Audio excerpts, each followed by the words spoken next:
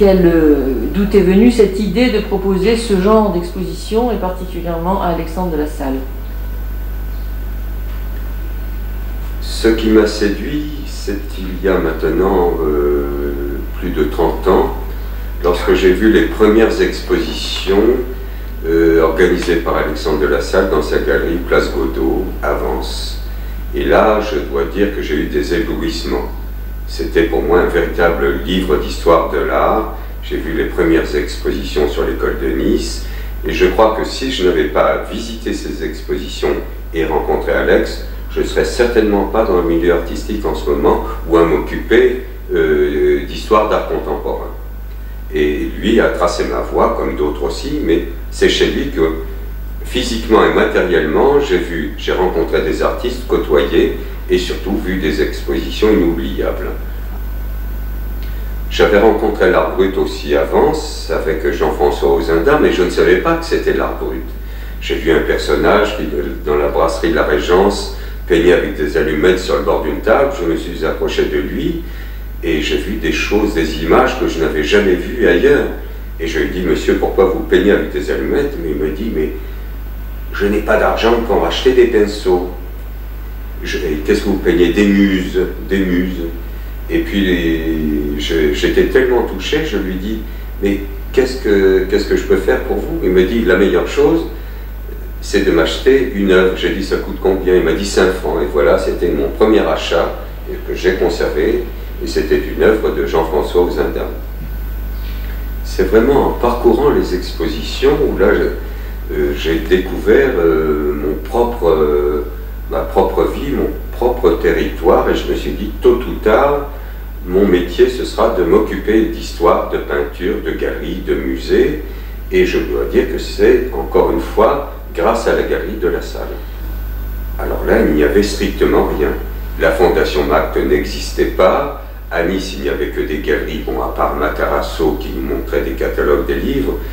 L'autre qui m'a sensibilisé aussi, l'autre lieu qui m'a sensibilisé, c'est la rencontre de Ben, rue Tondutil-Escarène, parce que là, on voyait vraiment des informations, des expositions sur Fluxus, entre autres, où là, j'étais vraiment fasciné par cette totale liberté d'expression.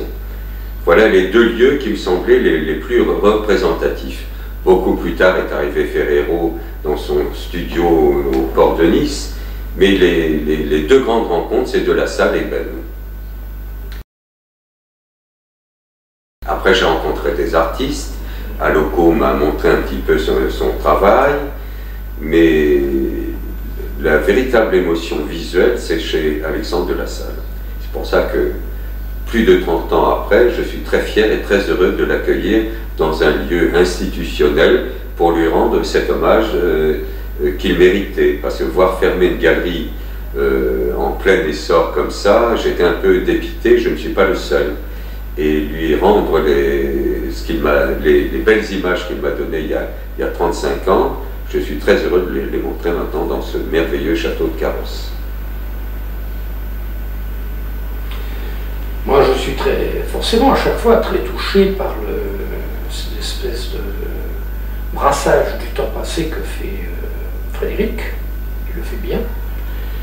Et effectivement, souvent, il m'a dit ce qu'il me dit maintenant. Il ne me le dit pas maintenant, il me l'a dit il y a 15 ans, il y a 20 ans, il y a 25 ans. Je trouvais ça sympathique. Et puis, le jour où vraiment, étant déjà au château de Carrosse, il me propose ça, je me suis dit, tiens, voilà, ça dépasse le plan des mots, c'est plus profond, c'est plus vrai. Non, enfin, des galeries dignes de ce nom, qui s'intéressaient aux avant-gardes, il n'y en avait pas beaucoup. À Antibes, il n'y avait rien. À Cannes, il y avait Cavallero, mais bon, c'était l'histoire de l'art. Mais c'est tout. Hein.